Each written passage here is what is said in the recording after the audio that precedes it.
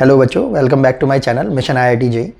आज हम again PYQs के अंदर एडवांस लेवल के एलिप्स के कुछ और नए क्वेश्चंस के साथ आए हैं। पहला हमारे पास प्रॉब्लम है 2021 का, जिसमें क्या बोल रखा है, let capital E be the ellipse X square upon 16 plus Y square upon 9 equal to 1 for any three distinct points P Q and Q dash on E, let M P Q be the midpoint. मतलब basically ये represent कर रहा है set, ये किसको represent कर रहा है? मिड पॉइंट को। किसके? पी एंड क्यू के मिड पॉइंट को। B the midpoint of the line joining P and Q, and इसी तरीके से एक और इन्होंने सेट बोला है एम, मतलब midpoint of P and Q dash. Be the midpoint of the line segment joining P and Q dash, then find the maximum possible value of the distance between midpoint of PQ and midpoint of P and Q dash, where P, Q and Q dash are varying on the ellipse। अब simple से हमें करना क्या है कि ये जो ellipse है हमारे पास, इसकी हम एक बेसिक रफ फिगर बनाते हैं और ट्राई करेंगे कि हम इस पर्टिकुलर प्रॉब्लम को थोड़ा सा सिंप्लीफाई कर सकें। तो हमने क्या करा, सबसे पहले एक्स वाई एक्सिस को ड्रॉ किया और एक ये रफ एलिप्स की फिगर को इस तरीके से बनाया कि इसका जो एक्सिस है वो क्या हो जाए, एक्स एक्सिस। क्यों? क्योंकि हमें एलिप्स के अकॉर्डिंगली ये इंफॉर्मेशन दे रखी है कि जो हमारे पास एक्स स्क्वायर के अपॉन में जो क्वांटिटी है, बेसिकली ए वाली क्वांटिटी, ए स्क्वायर जिसको हम लिख रखे हैं 16, तो ए जो क्वांटिटी है that is greater than B. यहां पर जो 3 वैल्यू आएगी बी स्क्वायर से, बी की वैल्यू जो 3 आएगी उससे ये क्वांटिटी ग्रेटर है। तो जब भी कभी ए की वैल्यू ग्रेटर देन बी होगी स्टैंडर्ड फॉर्म के अकॉर्डिंगली, तो हमारे पास एक्सेस कहां पर रहता है, एक्स एक्सिस पर। अब हमने क्या करा, हमसे बोला गया है कि हमें 3 कोई भी रैंडम पॉइंट चूज करने हैं, P Q and Q dash. और हमने क्या करा, किसी भी तरीके से रैंडमली हम इसके अंदर P Q and Q dash को चूज कर सकते हैं। लेट से हमने पी को तो यहां पर चूज कर लिया, क्यू को हमने यहां चूज कर लिया एंड क्यू डैश को हमने यहां कहीं पर चूज कर लिया। अब क्योंकि हमें इनके कोऑर्डिनेट्स नहीं बता रखे हैं, रैंडमली हमें इनको चूज करना है, तो ऑब्वियसली हम यहां पर क्या लेंगे, हम इनके पैरामेट्रिक कोऑर्डिनेट्स को चूज करेंगे। तो हमने इस पी के लिए अभी के लिए एज्यूम कर लिया θ1 और Q के लिए एज्यूम कर लिया है θ2 एंड Q डैश के लिए एज्यूम कर लिया है θ3। मतलब यहां से आने वाले जो हमारे पास पैरामेट्रिक कोऑर्डिनेट्स हो जाएंगे, अगर हम इसके A एंड B की फॉर्म में निकालेंगे, क्योंकि हमें पता है A की वैल्यू तो 4 है और B की वैल्यू कितनी है, 3 है, तो हमारे पास A cos θ and B sin θ के बेसिस पर इसके कोऑर्डिनेट्स आ जाएंगे 4 cos θ2, क्योंकि यहां पर हमने इसको एज्यूम किया है θ2, एंड ये हो जाएगा हमारे पास 3 sin θ2। इसी तरीके से Q डैश के हमारे पास कोऑर्डिनेट्स आ जाएंगे पैरामेट्रिक फॉर्म में 4 cos θ3 एंड 3 sin θ3। और इसी तरीके से हमारे पास P के भी कोऑर्डिनेट्स आ जाएंगे पैरामेट्रिक फॉर्म में 4 cos θ1 एंड 3 sin θ1। अब अगर हम थोड़ा सा ध्यान दें, हमसे बोला क्या गया है कि इस पॉइंट P एंड Q की लाइन ज्वाइनिंग का जो मिड पॉइंट होगा, लेट से वो पॉइंट कहां आ रहा है, यहां पर। इसको अभी के लिए हमने बुला लिया M1। और उसके अलावा क्या बोल रहे हैं कि PQ डैश की जो लाइन ज्वाइनिंग का जो मिड पॉइंट होगा, लेट से वो मिड पॉइंट कहां पर आ रहा होगा, यहां पर कहीं पर आ रहा होगा। इसको हमने नाम दे दिया M2। तो हमसे पूछना चाह रहे हैं कि M1 M2 की मैक्सिमम लेंथ क्या होगी। देखो, एक तरीका, तो इसके अंदर हमारे पास 2 मेथड हैं। इस क्वेश्चन को हम 2 मेथड से कैसे कर सकते हैं कि पहला मेथड हम लेकर चलेंगे मेथड 1। तो मेथड 1 के अकॉर्डिंगली हम क्या कर सकते हैं, हमारे पास P के कोऑर्डिनेट है, Q के कोऑर्डिनेट है, हम इस M1 के कोऑर्डिनेट को कैलकुलेट कर सकते हैं। वो हमारे पास कुछ वैल्यू कैलकुलेट करके आ जाएगी, उसको हमने यहां पर लिख लिया। उसी तरीके से ये जो सेकंड मिड पॉइंट है हमारे पास M2, इन दोनों पॉइंट्स को यूज करते हुए, इनके कोऑर्डिनेट्स को यूज करते हुए हम इस M2 के भी कोऑर्डिनेट को कैलकुलेट कर सकते हैं। और क्योंकि हमसे बोला गया है M1 M2 की जो डिस्टेंस है हमें उसको मैक्सिमाइज लेकर आना है, तो हम m1 m2 कैलकुलेट कर सकते हैं डिस्टेंस फॉर्मूले के यूज से, क्योंकि हमारे पास m1 के कोऑर्डिनेट भी आ जाएंगे, m2 के भी कोऑर्डिनेट आ जाएंगे, और फिर हम m1 m2 की जो लेंथ आएगी उसके अंदर थोड़ा सा इमेजिन करेंगे, सोचेंगे कि आखिर θ1 θ2 θ3 को किस तरीके से मैक्सिमाइज करना होगा हमें। एक मेथड ये है जो कि काफी लेंदी मेथड है, जिसके अंदर हमें θ1 θ2 θ3 के अंदर कोई रिलेशन नहीं दे रखा है, जो कि एडवांस लेवल और यहां तक कि मेंस लेवल के लिए भी फेवरेबल नहीं माना जाएगा। लेकिन उसी के अगेंस्ट अगर हम एक और मेथड की बात करें, जिसे हम क्या बुला रहे हैं, मेथड नंबर 2।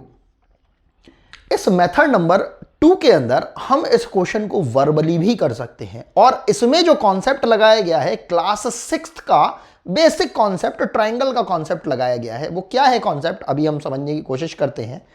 अगर हम ध्यान से देखें, हमारे पास जो बनने वाला एक ट्रायंगल बन रहा है, एक तो बन रहा है PM1 M2, और एक जो बड़ा ट्रायंगल बन रहा है वो क्या ट्रायंगल बन रहा है, PQ एंड Q'। हमने अभी के लिए इस Q एंड Q' को मीट करा दिया। तो अगर हम ध्यान से देखें, हमने बचपन में ये मैथमेटिक्स के अंदर ट्रायंगल वाले चैप्टर्स में पढ़ा है कि अगर हमारे पास कोई ट्रायंगल इस टाइप से दे रखा हो, ABC वर्टिसेस के साथ, और AB साइड का अगर कोई मिड पॉइंट P है और AC साइड का कोई मिड पॉइंट हमें Q बता रखा है, तो यहां पर अगर हम इस लाइन जॉइनिंग PQ को मिला देते हैं, तो हमने ये भी सीखा है कि ये जो लाइन जॉइनिंग PQ होगा वो हाफ ऑफ BC के बराबर होगा। इसके अलावा ये जो PQ लाइन होगी that will be parallel to BC। जहां हमें ये अपने बचपन का एक पुराना कॉन्सेप्ट याद आ जाएगा, वहां से हम इस क्वेश्चन को, एडवांस लेवल के क्वेश्चन को भी 1 मिनट में कर देंगे। वो कैसे? आपने ध्यान दिया कि अगर हम PQ का मिड पॉइंट ये M1 लेकर चल रहे हैं, जैसा कि क्वेश्चन में बोल रखा है, और उसी तरीके से अगर हम ये PQ' का एक मिड पॉइंट M2 लेकर चल रहे हैं, और अगर हमें M1 M2 की लेंथ को निकालना है और मैक्सिमाइज भी करना है, तो हमें ध्यान देंगे इस ट्रायंगल को अगर हम सोचें PQ एंड Q' को, तो PQ लेंथ एंड PQ' के दोनों के ही मिड पॉइंट्स को जब हम ज्वाइन कर रहे हैं M1 M2 को, तो ये जो लेंथ आ जाएगी हमारे पास M1 M2 that will be half of QQ'। और क्योंकि आपको M1 M2 को मैक्सिमाइज करना है, इसकी मैक्सिमम वैल्यू को कैलकुलेट करना है, तो आप जानते हैं Q एंड Q' को आपको मैक्सिमाइज करना पड़ेगा। Q' ये जो लेंथ है हमारे पास, मैक्सिमाइज करने का केवल एक ही तरीका है। आप देख रहे हैं इलिप्स के अंदर जो सबसे मैक्सिमम जो लेंथ है वो केवल और केवल मेजर एक्सिस पर आती है, और वो मेजर एक्सिस की जो लेंथ है हमारे पास किसके इक्वल होती है, ट्वाइस टाइम ऑफ A के इक्वल। और ट्वाइस टाइम ऑफ A यहां पर कितने के इक्वल आ रहा है, हमारे पास 8 के इक्वल, क्योंकि हमारे पास जो सेमी मेजर एक्सिस है जिसको हम A बुलाते हैं उसकी लेंथ कितनी है, 4।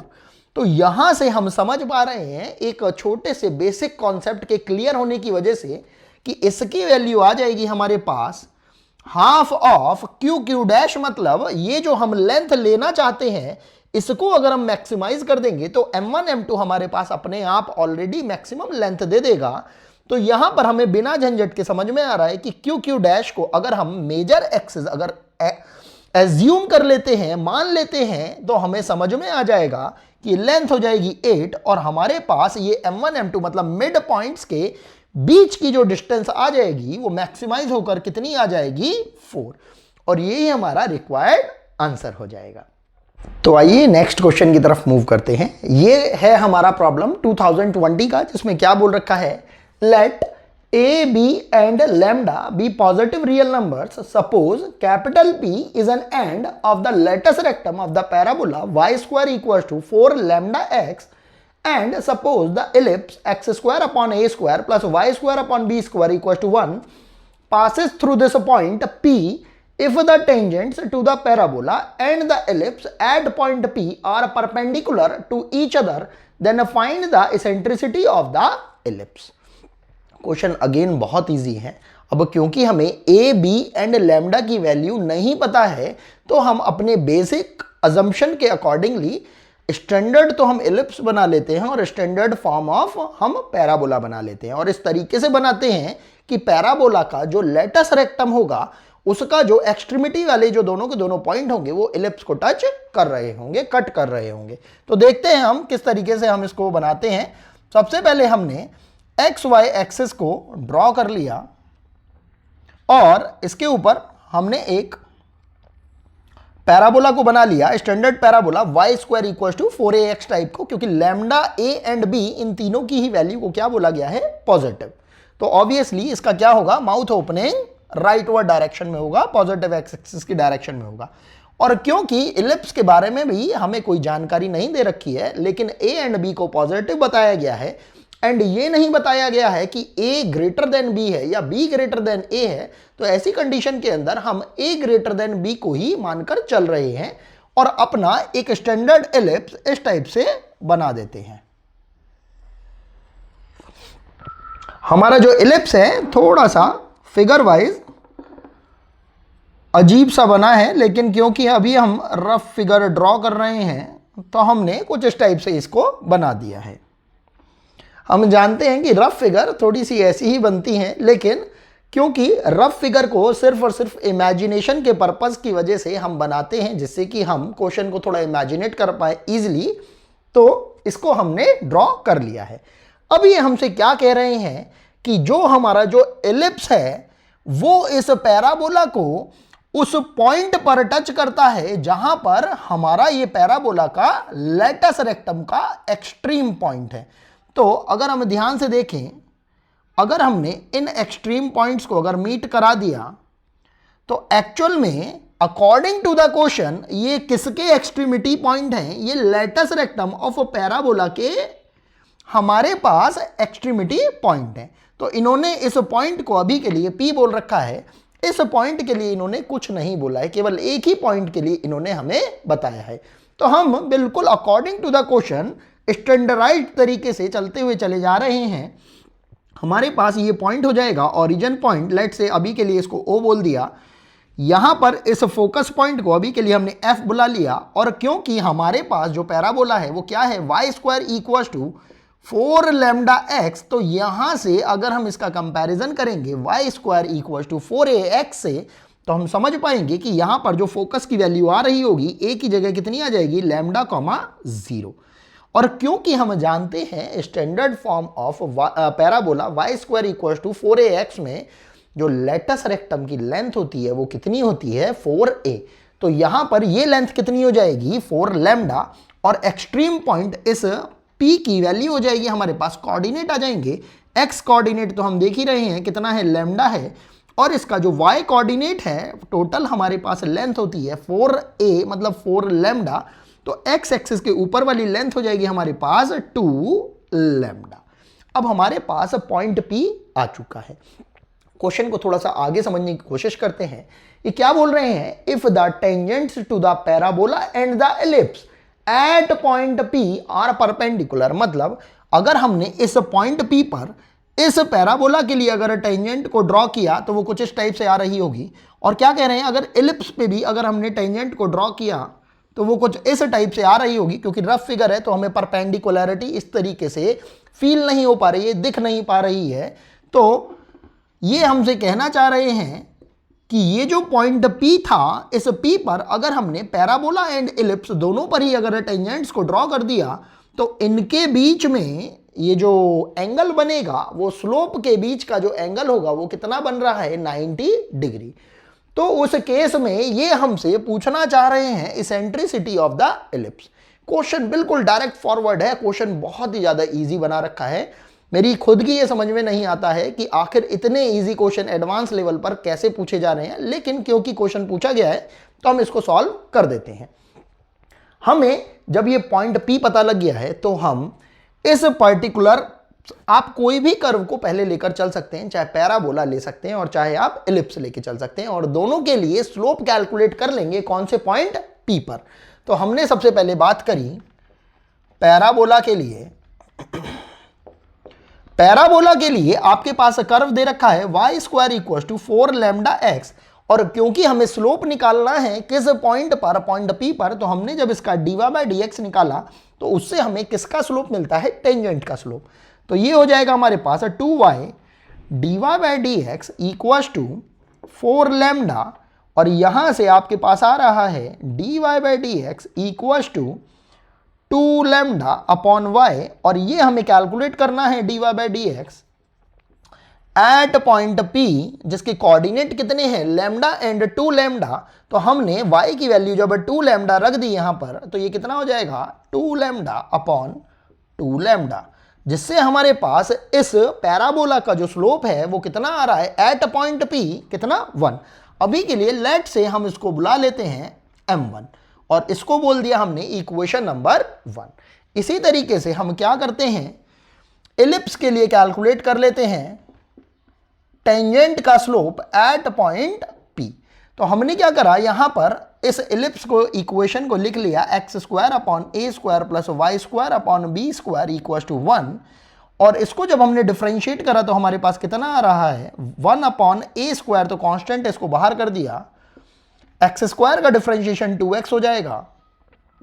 इसी तरह 1 अपॉन b² को आपने बाहर रख लिया क्योंकि कांस्टेंट टर्म है, और y² को जब डिफरेंशिएट करा ये हो जाएगा 2y इंटू dy/dx, और 1 तो हमारा कांस्टेंट है तो कांस्टेंट का डिफरेंशिएशन 0 हो जाएगा। आप देख रहे हैं यहां से ये जो 2 है और इस 2 को हम कॉमन लेके 0 के पास भेज सकते हैं, तो बचेगा जो हमारे पास dy/dx वो कितना आ जाएगा, ध्यान से देखेंगे, हो जाएगा -x अपॉन a², और ये जो dy/dx के साथ अटैच्ड क्वांटिटी होगी ये अपॉन में पहुंच जाएगी y अपॉन b²। ध्यान से देखेंगे ये, तो यहां पर हमें ये dy/dx भी कहां के लिए निकालना है, एट पॉइंट P, मतलब लैम्डा कॉमा 2 लैम्डा कोऑर्डिनेट के लिए। तो हमने ये निकाल दिया, ये हो जाएगा dy/dx एट पॉइंट P, ये कितना हो जाएगा, माइनस को तो आपने एज इट इज रखा, और ये जो b² है ये ऊपर पहुंच जाएगा। तो हम देख पा रहे हैं b² अपॉन a² तो रहेगा ही रहेगा हमारे पास, एंड x की वैल्यू हमारे पास लैम्डा, और y की वैल्यू हमारे पास 2 लैम्डा। तो यहां से ये थोड़ा सिंप्लीफाई होकर कितना आ जाएगा, -b² अपॉन a², और ये जो 2 है ये भी बचा रह जाएगा, तो इसको हमने एज इट इज लिख लिया, और इसको अभी के लिए हमने बुला लिया स्लोप नंबर m2, और इसको हमने एज्यूम कर लिया इक्वेशन नंबर 2। अब according to the question direct forward बोल रखा है कि दोनों की दोनों ये जो हमारे पास टेंजेंट्स होंगी, tangent drawn on parabola and tangent drawn on ellipse at the same point P, उनके बीच का जो स्लोप होगा दैट विल बी 90 डिग्री, मतलब परपेंडिकुलर। तो हम कंडीशन जानते हैं परपेंडिकुलरिटी की, वो कितनी होती है, m1 m2 = -1, मतलब दोनों स्लोपों का, दोनों जो स्लोप्स होंगे उनका जो मल्टीप्लीकेशन होगा that will be coming equals to -1।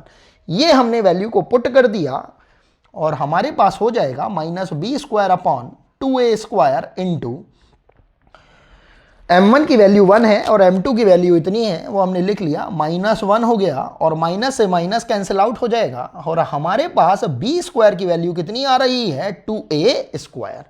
यहां से अगर हम ध्यान से देखें b की वैल्यू a से ज़्यादा आ रही है, क्योंकि अगर हम रेशो के प्रोपोर्शनेट भी देखें तो b/a का रेशो 2 आ रहा है। तो अगर हमारे पास b is greater than a आ रहा है तो हमें इसेंट्रिसिटी कैलकुलेट करने के लिए जो हमारा स्टैंडर्ड फॉर्मूला होता है, इसके लिए देखिए, इसके लिए जो हम इसेंट्रिसिटी कैलकुलेट करते हैं वो निकालते हैं b² = a² 1 - e² से, क्योंकि इस पर्टिकुलर कंडीशन के अंदर एलिप्स में a is greater then b, क्योंकि हमने अजम्पशन इस तरीके से लिया था। लेकिन जब हमने फाइनल कैलकुलेशन करी तो हमने देखा b² is coming equals to 2a², मतलब b is greater than a।